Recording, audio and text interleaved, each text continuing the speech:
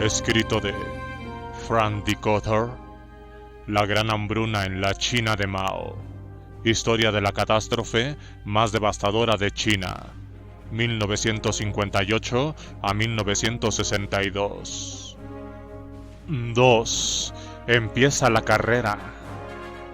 El 14 de octubre de 1957, una pequeña esfera del tamaño de un balón de playa se elevó por los cielos, entró en órbita y se puso a girar en torno al planeta 329.000 kilómetros por hora. Emitió señales que los operadores de radio del mundo entero captaron. La Unión Soviética había pillado por sorpresa a Estados Unidos y había lanzado con éxito el primer satélite artificial de la historia. Se abría así un nuevo capítulo en la carrera espacial que iba a ser motivo de pasmo y temor. Los observadores notaron que para poner en órbita un satélite artificial de 84 kilogramos se necesitaba un cohete tan potente como un misil balístico intercontinental. En consecuencia, había que entender que los soviéticos también tenían capacidad de arrojar bombas atómicas contra Estados Unidos. Un mes más tarde, un satélite mucho más pesado giraba en lo alto y transportaba a la primera criatura viviente que viajó en torno a la Tierra por el espacio. Una perrita llamada Laika, vestida con un traje especial hecho a medida, entró en la historia como pasajera del Sputnik 2. Con este osado gesto, Khrushchev inauguró una era de diplomacia balística, respaldada por la incesante propaganda que Moscú hacía de sus propios éxitos con misiles balísticos intercontinentales. Se programó el lanzamiento del segundo satélite para que coincidiese con el 40º aniversario de la Revolución de Octubre, y así se pudo celebrar en la Plaza Roja en presencia de millares de líderes comunistas de todo el mundo invitados para la ocasión. Sin embargo, a pesar de su éxito con los lanzamientos de satélites, Khrushchev se hallaba en una posición vulnerable. Apenas medio año antes, había sobrevivido a duras penas a un golpe organizado en su contra por Molotov, Malenkov y Kaganovich, estalinistas de la línea dura. El mariscal Zhukov, el héroe de la Segunda Guerra Mundial que había dirigido el asalto final contra Alemania y había tomado Berlín, empleó aviones militares de transporte para llevar a aliados clave hasta Moscú en defensa de su jefe. Pero Zhukov tenía todo un ejército a su servicio e igualmente habría podido lanzar los tanques contra Khrushchev. El líder soviético, siempre temeroso de un golpe militar, intrigó para lograr la destitución de Zhukov a principios de noviembre. Khrushchev podía justificar la purga de Molotov, Malenkov y Kaganovich, conocidos por aquel entonces como camarilla antipartido. Pero, traumatizados ya por su discurso secreto y por la revuelta húngara, ¿cómo podría explicar a sus huéspedes extranjeros la deposición del más condecorado de los generales soviéticos? Josip Tito, el líder de Yugoslavia que, siempre celoso de su independencia, se negaba a aceptar órdenes de la Unión Soviética, era otra posible fuente de oposición que podía estropear el aniversario. A mediados de octubre presentó objeciones contra el bosquejo de una declaración soviética que se debía hacer pública en la asamblea de dirigentes de partidos en Moscú y se negó a asistir al acontecimiento. Khrushchev descubrió que Mao podía ser un aliado clave.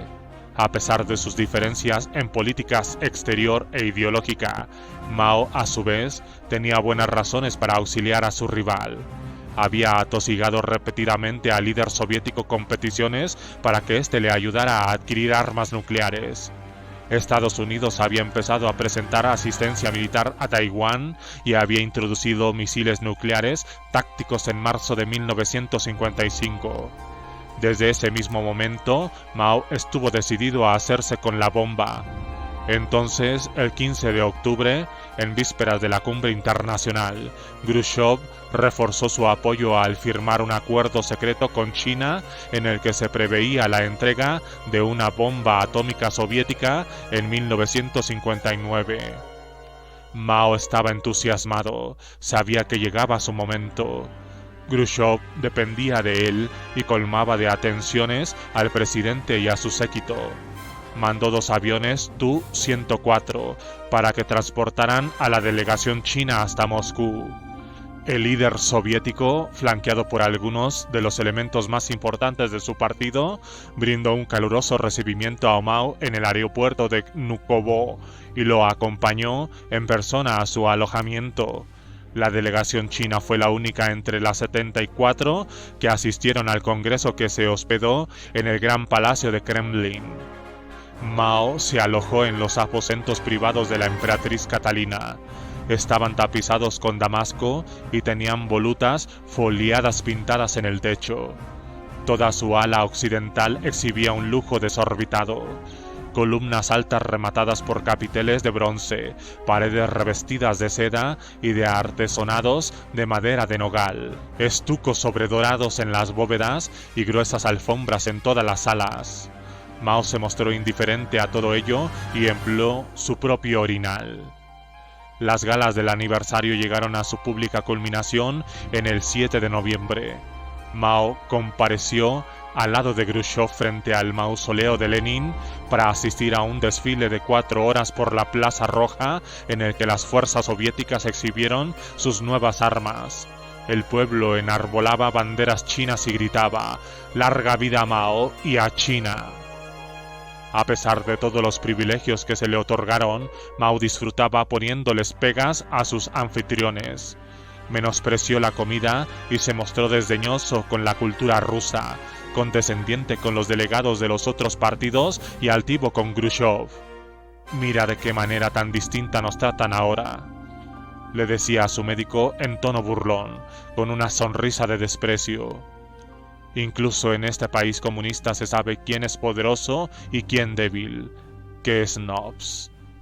Pero de todos modos ofreció el decisivo apoyo con el que Khrushchev contaba. El 14 de noviembre, frente a todos los delegados de los otros partidos, proclamó: «Aquí somos muchos, de muchos partidos. Necesitamos una cabeza. Si esa cabeza no es la Unión Soviética, ¿quién va a ser? ¿Tenemos que proceder por orden alfabético? ¿Albania? ¿Vietnam con el camarada Ho Chi Minh? ¿Otro país? China no está cualificada porque nos falta experiencia. Sabemos lo que es la revolución, pero no la construcción del socialismo. Demográficamente somos un gran país, pero económicamente somos pequeños». No obstante, por mucho que Mao empeñara públicamente su voto de lealtad, había ido a Moscú para demostrar que era él, y no Khrushchev, la verdadera eminencia del bando comunista. Apenas si dejó pasar una ocasión de rebajar al líder soviético hasta el punto de decirle a la cara que tenía un mal temperamento que le costaba la enajenación de los demás. 2 días más tarde, el 18 de noviembre, llegó el momento que había esperado. Mao prescindió del protocolo del Congreso y se dirigió a los delegados con un discurso no programado, sin levantarse de la silla. Como excusa de esto último, adujo su mala salud. Khrushchev recordaría más tarde en sus memorias que Mao creía hallarse muy por encima de los demás. El presidente pronunció un monólogo largo y farragoso, y en un momento dado se volvió hacia Khrushchev y le ofreció sus consejos como si hubiera hablado con un alumno. Todo el mundo, sin excepciones, está necesitado de apoyo. Cierto proverbio chino reza que el loto es bello, pero necesita del apoyo de sus hojas verdes. Tú, camarada Khrushchev, por muy loto que seas, precisas del apoyo de las hojas. Como si no se hubiera mostrado suficientemente críptico, Mao declaró entonces que el enfrentamiento entre Khrushchev y los estalinistas de la línea dura en junio de 1957 había sido una pugna entre 2 líneas, una de ellas errónea y la otra relativamente correcta. Había que entenderlo como un elogio a medias o como una puñalada por la espalda. El intérprete no lo vio claro. Murmuró vaguedades sobre 2 grupos distintos y una tendencia encabezada por Khrushchev que triunfó. Un tiempo después, el embajador yugoslavo recordaría que nadie, salvo los chinos, supo lo que había dicho exactamente Mao, pero que se produjo un silencio fúnebre. Para mayor vergüenza de su anfitrión, Mao caracterizó entonces a Molotov, uno de los principales conspiradores del golpe de junio, como un viejo camarada con un largo historial de luchas. El núcleo del discurso de Mao resultó aún más perturbador para sus anfitriones rusos. Soplan dos vientos en el mundo, uno del este y el otro del oeste. Tenemos un proverbio chino que dice que si el viento del este no se impone al del oeste, entonces el viento del oeste se impondrá al del este. Yo creo que hoy día el punto clave de la situación internacional es que el viento del este se impone al viento del oeste, esto es, que las fuerzas del socialismo se han vuelto abrumadoramente superiores a las fuerzas del capitalismo. Mao prosiguió con un análisis del equilibrio de fuerzas cambiante entre los dos bandos y entonces dejó atónitos a los delegados de los partidos con sus reflexiones acerca de una próxima guerra mundial. Imaginemos cuántas personas morirían si estallara la guerra. En todo el mundo hay 2.700 millones de personas y se podría perder a un tercio. Si las bajas son más elevadas, se podría llegar a la mitad. Pero el imperialismo sería borrado de la faz de la tierra y el mundo entero se volvería socialista. Al cabo de unos pocos años volvería a haber 2.700 millones de personas.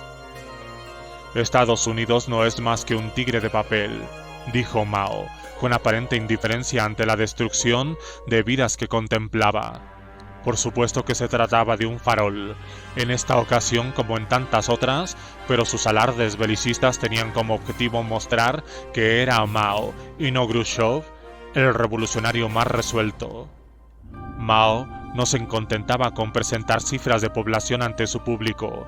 Durante cierto tiempo había seguido con gran atención los esfuerzos de Khrushchev por descentralizar la economía, así como por minar la autoridad de los burócratas bien asestados en Moscú y promover en su lugar los nuevos consejos económicos regionales supervisados por los esbirros locales del propio Khrushchev. Este último había recorrido las áreas rurales y había dado conferencias a los campesinos sobre el incremento de las cosechas. Tenéis que plantar las patatas agrupadas en cuadrados. Tenéis que cultivar las coles igual que mi abuela. Despreciaba a los economistas con currículum que acertaban aritméticamente, pero no entendía de qué era capaz el pueblo soviético. Que los ideólogos del mundo capitalista se pierdan en su cháchara, que los camaradas economistas se sonrojen. A veces el mundo tiene que sobreponerse a sus propias capacidades con súbito ímpetu. Y ese súbito ímpetu había surgido a liberar a los campesinos de la mano muerta del régimen stalinista, y sería motivo de una abundancia tan grande que superaría automáticamente incluso a los de Estados Unidos. Cuando el pueblo conoce sus propias fuerzas, obra milagros. En mayo de 1957, Khrushchev había alardeado de que la Unión Soviética necesitaría tan solo unos pocos años para situarse al nivel de Estados Unidos en producción de carne, leche y mantequilla. En aquellos momentos, en Moscú, frente a los delegados del resto de partidos, Khrushchev pronunciaba el discurso inaugural de las celebraciones del aniversario de la Revolución de Octubre y aprovechaba para proclamar el éxito de su impulso económico. Camaradas, los cálculos de nuestros planificadores nos muestran que, dentro de 15 años, la Unión Soviética no solo dará alcance, sino que sobrepasará el volumen actual de productos clave de Estados Unidos. Mao no perdió el tiempo, aceptó públicamente el desafío y anunció de inmediato que China superaría a Gran Bretaña, por aquel entonces aún considerada una de las mayores potencias industriales. En 15 años. Este año, nuestro país produce 5,2 millones de toneladas de acero y dentro de 5 años producirá entre 10 y 15 millones de toneladas. Después de otros 5 años, entre 20 y 25 millones de toneladas y 5 años más y nos hallaremos entre los 30 y los 40 millones de toneladas. Puede que todo esto sea mera jactancia. Y no es imposible que en una reunión internacional futura me critiquéis por subjetivo, pero hablo sobre la base de pruebas dignas de consideración. El camarada Khrushchev nos dice que la Unión Soviética va a superar a Estados Unidos en 15 años. Yo os digo que en 15 años nosotros alcanzaremos o superaremos a Gran Bretaña. El gran salto adelante había empezado.